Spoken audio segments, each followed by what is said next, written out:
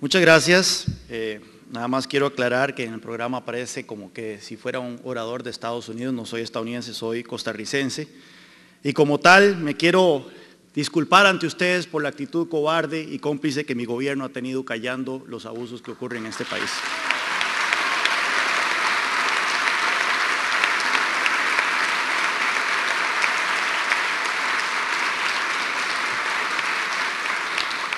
Alguien dijo una vez que cada vez que se repite la historia, el precio de la lección aumenta. Y nosotros tenemos en América Latina uno de los más serios flagelos, que es el tema del narcotráfico. Especialmente en los últimos años en que hemos visto el drama en que ha descendido México, con la violencia contra el narco, pero que también ha afectado de manera muy especial a países como Colombia, a países como Perú, y actualmente también a los países centroamericanos.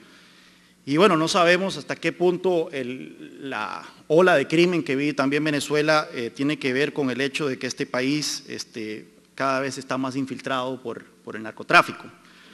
Entonces es importante pasar, y yo creo que alguien tiene el...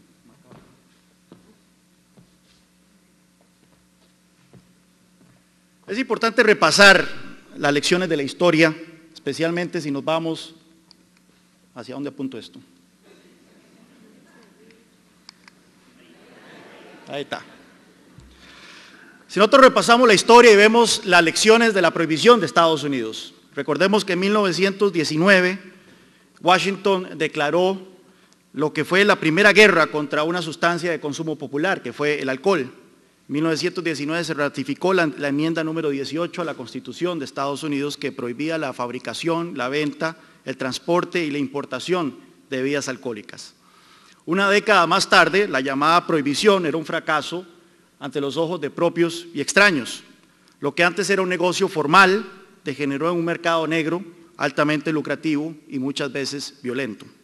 Bandas criminales poderosas luchaban en las calles de las principales ciudades de Estados Unidos por el control del mercado, al tiempo que corrompían a las autoridades. Fue el surgimiento de mafiosos famosos como el emblemático Al Capone. La prohibición también dio paso a la aparición de licores más fuertes, ya que su potencia los hacía más lucrativos para ser contrabandeados. Las condiciones insalubres y la falta de controles de calidad sobre el alcohol, el cual continuó siendo consumido por un sector importante de la población estadounidense, causaron la muerte de miles de estadounidenses por intoxicación y envenenamiento. Ustedes pueden ver que los estadounidenses querían seguir consumiendo cerveza, a pesar de todo.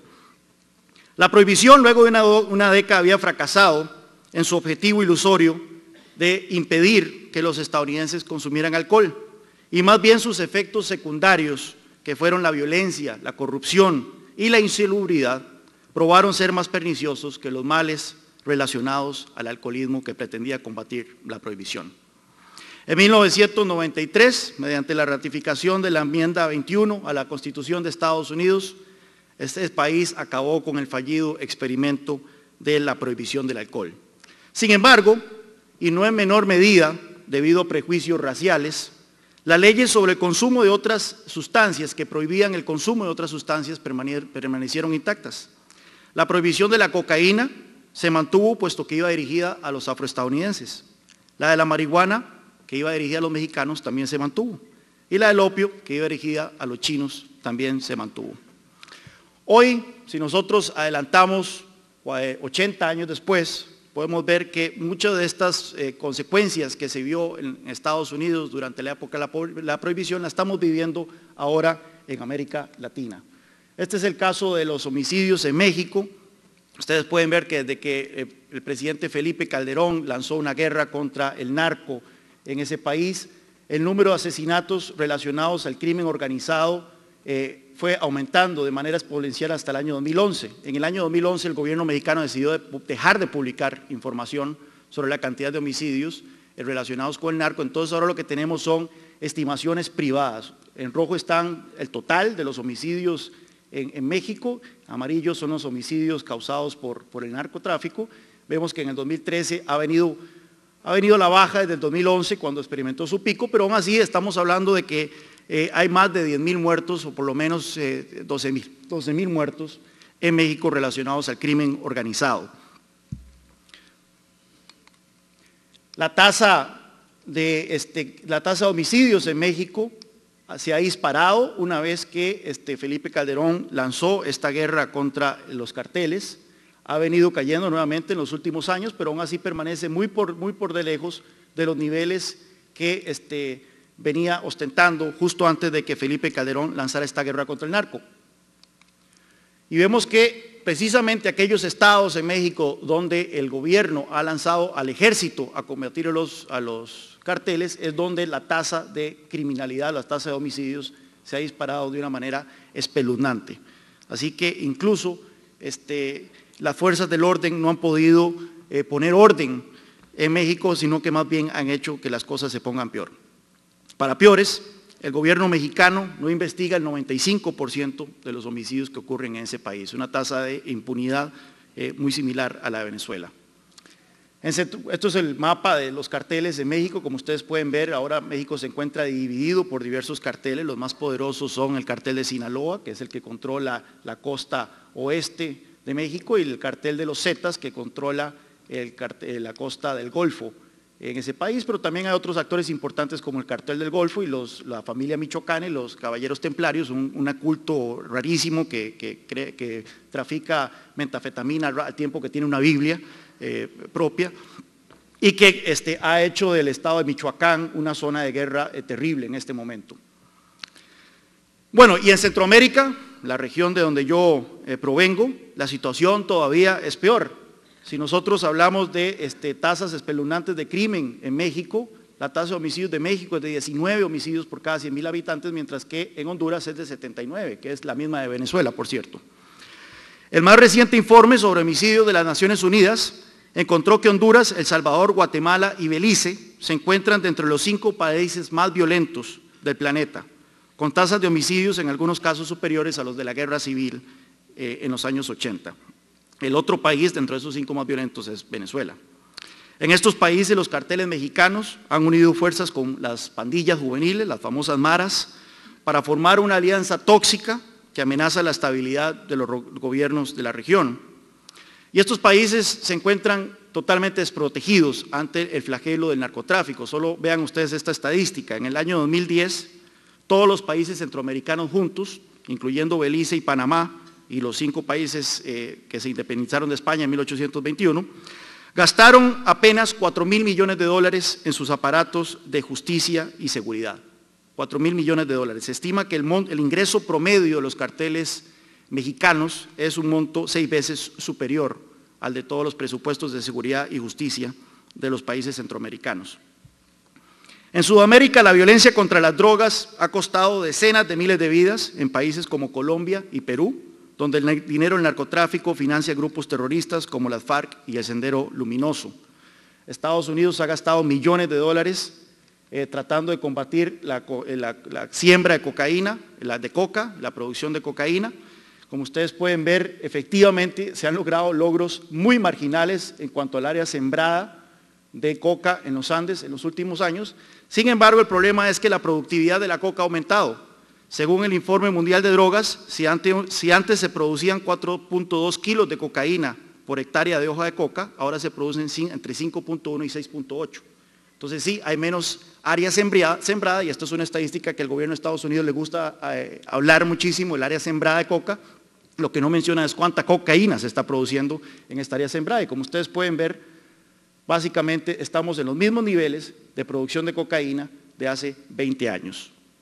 Lo que hemos estado viendo es el famoso fenómeno globo.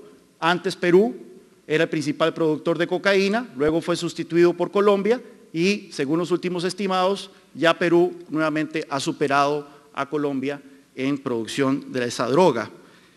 Igualmente lo estamos viendo en el tema de las rutas del narcotráfico. Si ustedes se acordarán de la serie Miami Vice, ¿verdad? Antes la cocaína entraba a Estados Unidos por la ruta del Caribe.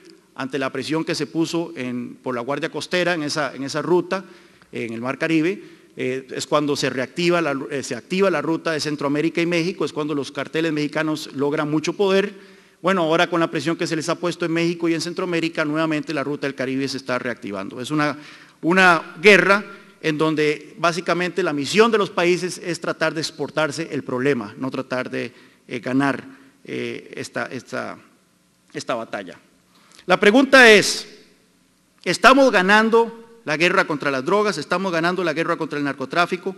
Veamos lo que dice el mismo gobierno de Estados Unidos al respecto. Si ustedes leen la última evaluación nacional sobre la amenaza de las drogas que publica el Departamento de Justicia, verán este tipo de declaraciones.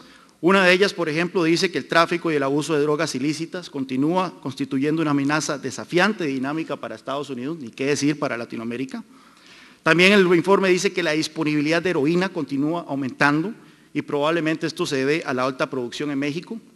También dice que la disponibilidad de metanfetamina está probablemente aumentando debido a niveles sostenidos de producción en México. También se señala de que la disponibilidad de marihuana parece estar aumentando debido a niveles de producción altos en México y un aumento de cultivo doméstico. Y la información disponible del gobierno de Estados Unidos señala que la tasa de uso de drogas ilícitas en ese país básicamente no ha cambiado en los últimos 10 años. Ha estado variando entre un 8.3 y un 8.9% en esta década. Entonces, como ustedes pueden ver, el gobierno de Estados Unidos admite de que esta guerra ha sido un fracaso. La disponibilidad de drogas va en aumento y el consumo de drogas no ha variado de una manera importante en los últimos 10 años. La pregunta que tenemos que hacer entonces, ¿para qué estamos poniendo en América Latina todos estos muertos? Lo que sí ha mostrado una tendencia a la baja es la disponibilidad de cocaína, que empezó a variar en 2007. Mucha gente dice que esto es un gran logro de la batalla contra el narcotráfico. Sin embargo, si vemos este otro gráfico, veremos de que, un minuto nada más. Si vemos este otro gráfico, veremos que esta baja en la disponibilidad de cocaína que detecta el gobierno de Estados Unidos no ha afectado de mayor manera su precio. Sí ha habido un aumento del precio de una manera ligera, pero no a los niveles que experimentaba hasta hace unos 20 años o 30 años. La razón es que el consumo de cocaína va a la baja porque los estadounidenses dejaron de consumir esa droga y han preferido cambiarse a otras sustancias ilícitas. Ahora, con la captura de todos estos capos, hemos visto que cayó el líder del cartel del Golfo, ha caído el líder del cartel de los Zetas, ha caído el cartel de Sinaloa y mucha gente cree que ya estamos ganando la batalla contra el narcotráfico. Bueno, les recuerdo que el 3 de diciembre pasado se celebró el 20 aniversario del asesinato de Pablo Escobar, que mucha gente creyó que iba a ser el fin de la guerra contra las drogas en América Latina y simplemente Pablo Escobar vino a ser sustituido por otros criminales, incluso en algunos casos igual de violentos como Escobar. De hecho, hay un estudio del mismo gobierno de Estados Unidos que analizó las interdicciones de droga en la frontera sur y el asesinato o el arresto de capos mexicanos y notó de que no hay patrón perceptible alguno que correlacione ya sea un declive o un aumento en incautaciones de drogas a raíz de la remoción de figuras claves. Es básicamente, ustedes pueden matar todos los capos de drogas, que las drogas continúan fluyendo a Estados Unidos. Para terminar, ¿qué es lo que hay que hacer? Si nosotros queremos acabar con el narcotráfico, tenemos que acabar con su origen, que es la prohibición de las drogas. Y es por eso que tenemos que luchar contra esto. Si ustedes ven, un kilo de cocaína cuando sale de Colombia cuesta aproximadamente $1.500, $1.700, pero cuando se vende al por menor en las calles de Estados Unidos se puede vender hasta por $97.000. Siempre y cuando las drogas sean prohibidas, los márgenes de ganancia serán enormes y como se mencionó anteriormente, según algunos estimados, un cartel puede perder hasta el 90% de su droga incautada y ser lucrativo. Según datos del Comando Sur de Estados Unidos, menos del 33% de la droga que se dirige a Estados Unidos es decomisada. Así que esto es otro dato que muestra más o menos los ingresos de los carteles, ahora que se está hablando de la legalización de la marihuana, que de hecho ya Uruguay lo hizo, ya 2 estados, Estados Unidos lo han hecho, pero bueno, la marihuana únicamente representa en promedio un 17% de los ingresos de un cartel mexicano. Vemos que la cocaína todavía representa el grueso de los ingresos de estas organizaciones criminales. Así que creo yo, y para cerrar, que tenemos que tener un debate honesto sobre legalización de las drogas en nuestros países. Ya ese debate empezó con el presidente guatemalteco Otto Pérez Molina, lo puso sobre el tapete hace unos años. Pepe Mujica lo ha tomado y lo ha llevado a una ley legalizando la marihuana. Y yo creo que hay que tener una discusión, pero primero hay que marcar el tema del debate de la legalización. La legalización no implica aprobar o incentivar el consumo de drogas. El consumo de estupefacientes es una realidad histórica de la humanidad con la que debemos aprender a convivir. Hay una diferencia abismal entre consumo de drogas y abuso de drogas, tal como existe una enorme diferencia entre consumo de alcohol y alcoholismo. No todo consumo de drogas se convierte en drogadicción. También tenemos que tener claro que existe una diferencia crítica entre las consecuencias negativas de la drogadicción, como son la desintegración familiar, los problemas de salud, la pérdida de productividad, y las consecuencias negativas de la prohibición de las drogas, tales como el crimen, la violencia, la corrupción y los altos niveles de mortalidad por consumo. Mucha gente, al argumentar contra la legalización, trae a colación imágenes de violencia y crimen, cuando en realidad estos flagelos son causados por la prohibición y más bien disminuirían significativamente una vez que el mercado negro de las drogas desaparezca con la legalización.